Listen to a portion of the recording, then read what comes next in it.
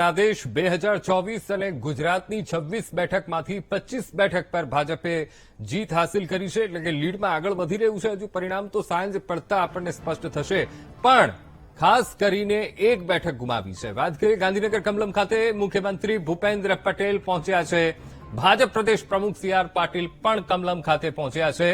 તો ગુજરાતમાં ભાજપે 25 લોકસભા બેઠક પર જીત મેળવી લીધી છે અને ગાંધીનગર કમલમ ખાતે મુખ્યમંત્રી ભૂપેન્દ્ર પટેલ પહોંચ્યા છે અને સાથે જ ભાજપ પ્રદેશ પ્રમુખ સી.આર. પાટીલ પણ કમલમ પહોંચ્યા છે. તો એવું કહેવાતું હતું કે 26 બેઠક પર જીત હાંસિલ કરશે, પણ અહીંયા કાંટાની ટક્કર પણ જોવા મળી. સવારથી 2 સીટની વાત થઈ રહી હતી, પણ આખરે એક સીટ ઉપર કોંગ્રેસે ખાતું ખોલાવ્યું છે અને બનાસકાંઠા બેઠક પરથી ગેનીબેન ઠાકોરે જીત હાંસિલ કરી છે. તો ગુજરાતમાં ભાજપે 25 લોકસભા બેઠક પર જીત મેળવી છે અને ગાંધીનગર કમલમ, જ્યાં મુખ્યમંત્રી ભૂપેન્દ્ર પટેલ પહોંચ્યા છે અને કાર્યકર્તાઓને પણ સંબોધન કરશે. ભાજપ પ્રદેશ પ્રમુખ સી.આર. પાટીલ પણ કમલમ પહોંચ્યા છે. સી.આર. પાટીલની પણ નવસારી બેઠક પરથી તેમની જીત હાંસિલ થઈ છે. તો ગાંધીનગર કમલમ ખાતે મુખ્યમંત્રી ભૂપેન્દ્ર પટેલ અત્યારે પહોંચ્યા છે. તો કાર્યકર્તાઓને સંબોધન કરશે અને જેટલા પણ ગુજરાતમાં પરિણામો સામે આવ્યા, જીતેલા ઉમેદવારો છે, તેમણે કાર્યકર્તાઓનો આભાર માન્યો, સાથે સાથે મતદારોનો પણ તેમણે આભાર પ્રગટ કર્યો છે. પણ ઓવરઓલ એનડીએ 295 પર, ઇન્ડિયા ગઠબંધન 231 પર લીડ અને અધર્સ 17 બેઠક પર લીડ મેળવી રહ્યું છે. અને ગુજરાતમાં ભાજપ 25 અને કોંગ્રેસના ખાતે 1 બેઠક ગઈ છે. તો આ રીતના અત્યારે પરિણામો સામે આવી રહ્યા છે. અને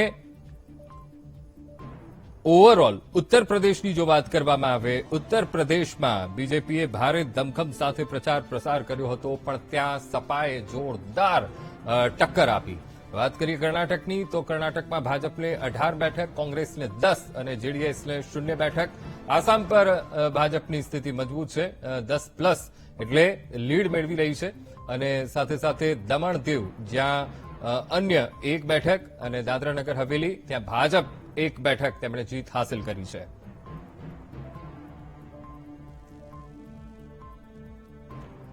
તો આપણે ચર્ચા કરી રહ્યા છીએ, કારણ કે જે રીતના પરિણામો સામે આવી રહ્યા છે એક્ઝિટ પોલથી તદ્દન વિપરીત. નરેશભાઈ, એક્ઝિટ પોલ હતો અને એક્ઝિટ પોલના જે તારણો હતા, કારણ કે 2009, 2004માં પણ તદ્દન વિપરીત આવ્યા હતા. 2009, 2014, 2019 ક્યાંક ને ક્યાંક થોડાક નજીક હતા, પણ આ વખતે ફરી એકવાર 2024માં તદ્દન વિપરીત આપણે પરિસ્થિતિ પરિણામોની જોઈ રહ્યા છો. કયા પરિબળો કામ કરી ગયા કે જેને કારણે એનડીએ, જેનું સ્વપ્ન હતું 400 પારનું, તે અત્યારે 400 નહીં પણ 300 પણ નથી વટી શકી?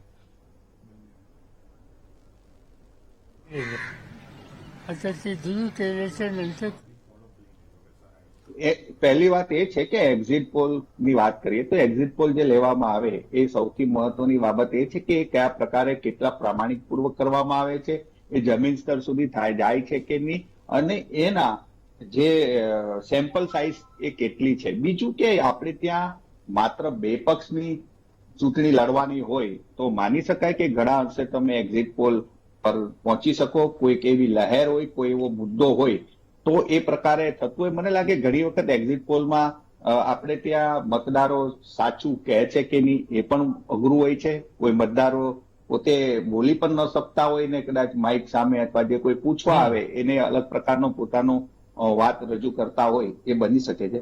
મૂળ વાત એ છે કે ભારતીય જનતા પાર્ટી આ ચૂંટણીનો જે નેરેટિવ સેટ કરવા ગયો કે 400 પાર અને 370, એ 370 તો કાશ્મીરને યાદ રાખીને આપવામાં આવેલું એક સૂત્ર હતું, પરંતુ બહારથી ભરતી મેળો શરૂ કરવો અને જે ચૂંટણી લડાઈ, એ ચૂંટણી પ્રાદેશિક વર્સિસ આ રાષ્ટ્રીય જે વડાપ્રધાન નરેન્દ્ર મોદી અને ભારતીય જનતા પાર્ટી સામે લડાઈ હતી. બંગાળમાં ભાજપને જોઈએ એટલી સફળતા નથી મળી. એનું કારણ એ છે કે ત્યાં મમતા બેનર્જી એનો ત્યાં પ્રાંતવાદ, એટલે બંગાળની અસ્મિતાની વાત લઈને ચાલે તો સ્વાભાવિક છે ત્યાં એની અસર થાય છે. બિહારમાં કે ઉત્તર પ્રદેશમાં સમાજવાદી પાર્ટીને બેઠકો મળી તો સ્વાભાવિક છે કે ત્યાં પ્રાદેશિક પક્ષ ચાલ્યા છે. રાષ્ટ્રીય પક્ષ તરીકે કોંગ્રેસે આ વખતે ખૂબ જ નરમ વલણ અપનાવ્યું કે બધી જીદ છોડી અને જેમ બને બધા જ પક્ષો સાથે એને ગઠબંધન કર્યું. ખાસ કરીને આમ આદમી પાર્ટી સાથે, કે જેણે આમ આદમી પાર્ટીનું કારણે ગુજરાતની ગઈ ચૂંટણીની અંદર 44 જેટલી બેઠકોનો કોંગ્રેસને ફટકો પડ્યો હતો. દિલ્હીમાં પણ કોંગ્રેસ વધુ સાથ થઈ ભારતીય જનતા પાર્ટી કરતા. તો એવા પક્ષ સાથે પણ કોંગ્રેસે ગઠબંધન કરવાની રાહ અપનાવ્યો અને એ ખૂબ જ કામ લાગી ગયું. બીજું કે બંધારણ બદલવાની વાત છે, જે રાજ્યોમાં જે સ્થાનિક બાબતે બંધારણ બદલવાની જે વાત છે નીચે સુધી ગઈ અને એસટી ઓબીસી ની જે અનામતની વાત હતી બંધારણ આવીને બદલી નાખશે, તો એ રાજ્યો એવા હતા ઉત્તર પ્રદેશ કે એ બધા રાજ્યો, ખાસ કરીને ખેડૂતોના પ્રશ્નો, અગ્નિવીરના પ્રશ્નો, સ્થાનિક રાજકારણના પ્રશ્નો, એ બધાના કારણે એની ખૂબ જ મોટી અસર થઈ. ભારતીય જનતા પાર્ટી એની જે કેડર હતી એ કેડરને સૌથી મોટો આંચકો તું માનું કે ભરતી મેળાથી લાગ્યો છે. તમે કાર્યકરોની કદર ન થવી, તમે ગઈ સાંજે આવેલા વ્યક્તિને તમે તરત એને ટિકિટ આપી દો, તો એ આ દરેક પક્ષોમાં થતું હોય છે. અને એમને એવું હતું કે હિન્દી બેલ્ટની અંદર આપણે બહુ સચવાઈ જશું, તો એ ભારતીય જનતા પાર્ટીએ દક્ષિણમાં વધારે જોર ને તાકાત લગાવી, પરંતુ ત્યાં પણ એના વોટ શેરમાં વધારો થતો દેખાઈ રહ્યો છે, પણ ધાર્યું પરિણામ મળ્યું નથી. આંધ્રપ્રદેશમાં જે પણ કઈ વધુ ફાયદો મળ્યો છે એ ટીડીપી ને મળ્યો છે, એટલે મહત્વનું છે. તેલંગાણામાં એને થોડોક ફાયદો થયો છે, પણ જે આખી ઓવરઓલ જે ચૂંટણી છે એ ચૂંટણીની અંદર ક્યાંક ને ક્યાંક વધુ પડતો આત્મવિશ્વાસ ભારતીય જનતા પાર્ટીને માટે નુકસાનકારક થયું છે. અને ચૂંટણી આખું લડતું હતું કોણ? ભારતીય જનતા પાર્ટી કે નરેન્દ્ર મોદી? નરેન્દ્ર મોદીના નામે જ અલબત્ત આ ચૂંટણી લડવામાં આવી. અને જે પ્રમાણે આખી ચૂંટણી લડાઈ, તો સામે પક્ષે કોંગ્રેસ અને બીજી એક પ્રજામાનસમાં પણ આપણે ઇલેક્ટ્રોકલ બોન્ડ જે છે ચૂંટણી ફંડની બોન્ડની વાત હતી, એ મુદ્દો પણ ગયો છે. બીજું વડાપ્રધાન નરેન્દ્ર મોદી એક બાજુ કાળું નાણું સાફ કરવાની વાત કરે અને એ જ અદાણી અંબાણી વિશે એવું કે ટેમ્પોમાં કોથળા ભરીને આપે છે. તો મને લાગે તમે એ બે પ્રકારની વાત કરી ન શકો. તમે અજીત પવારને સાથે લો, અશોક ચૌહાણને સાથે લો, કે જેને તમે 2014 કે 19 ની ચૂંટણીમાં એવું કહ્યું હતું કે આ એક મહિનાની અંદર એ આદર્શ જે કાંડ થયું, આદર્શ સોસાયટી કાંડ, એના જેલમાં હશે. તો એ જ વ્યક્તિને તમે લઈ લો છો સાથે. તો સ્વાભાવિક છે કે પ્રજામાનસની અંદર જે નરેન્દ્ર મોદીની એક છાપ બની હતી કે હું ખાતો નથી, ખાવા દેતો નથી, ભ્રષ્ટાચાર વિરોધની જે વાત છે, એ ક્યાંક ને ક્યાંક લોકોના મનમાં એ ત્યાં સુધી પણ અસર થતી હશે. બીજું સોશિયલ મીડિયાની અંદર આ વખતે ખૂબ જ અસરકારક રીતે કોંગ્રેસ અને ઇન્ડિયા ગઠબંધન છવાયેલું રહ્યું હતું. જે પ્રકારે આપણે માનવું જ પડે કે જનમાનસમાં આજે સોશિયલ મીડિયા બહુ મહત્વનું છે. આજે પ્રચારનું સૌથી મોટું એક હથિયાર બન્યું છે. જે ચૂંટણી વડાપ્રધાન અને ભાજપે લડી હતી સોશિયલ મીડિયા થકી, એ જ સોશિયલ મીડિયા પર આ વખતે ખૂબ જ સારું એનું કામ રહ્યું હતું. તો જે યંગસ્ટર છે, યંગસ્ટરમાં CDCS નો જે સર્વે આવ્યો કે બેરોજગારી છે, મોંઘવારી છે, જનના મુદ્દા હતા, એ મુદ્દા વિપક્ષ પકડી શક્યું છે. નીચે સુધીથી એને અસર મળી છે, ગઠબંધન સાથે રહ્યું, અને એના કારણે હું માનું છું કે ભારતીય જનતા પાર્ટીને નુકસાન થયું છે અને ઇન્ડિયા ગઠબંધનને આટલું સારું એનું પરિણામ રહ્યું છે.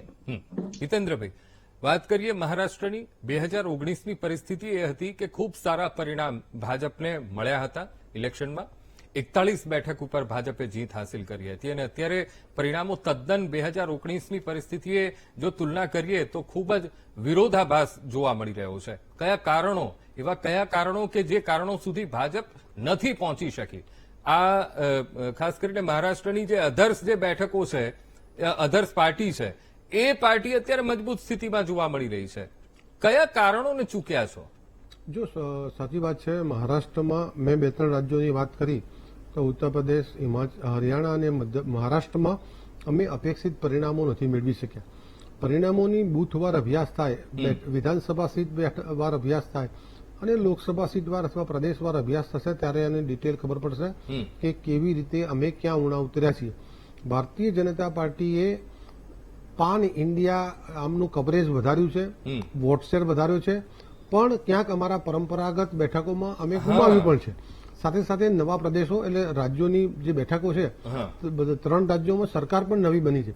તો પરિણામો છે એમાં આગળ પાછળ ક્યાંક ને ક્યાંક કોઈને કોઈ ઇસ્યુને આધારે થતું હોય છે. મહારાષ્ટ્રમાં ખાસ કરીને આ વખતે કીધું એ પ્રમાણે જે નવા ગઠબંધનો નવા પરિમાણો બન્યા Okay. એમાં ક્યાંક ને ક્યાંક જનતાનો અમને સમર્થન નથી રહ્યું Okay. તો એની પણ અમે પુનઃ વિચારણા કરીશું, પુનઃ ચર્ચા કરીશું, પુનઃ ચિંતન કરશું Okay. અને ફરીથી અમારો જનાધાર પુનઃ પ્રસ્થાપિત કરવાનો પ્રયાસ કરશું. ઓકે હિતેન્દ્રભાઈ, હજુ પણ આગળ મારે તમારી પાસે એનો જવાબ લેવો છે. દર્શક મિત્રો, ક્યાંય ન જશો, આ ચર્ચાનો દોર પણ યથાવત રહેશે અને અપડેટ પણ આપણા સુધી પહોંચાડતા રહીશું. રોકાઈશું એક બ્રેક માટે.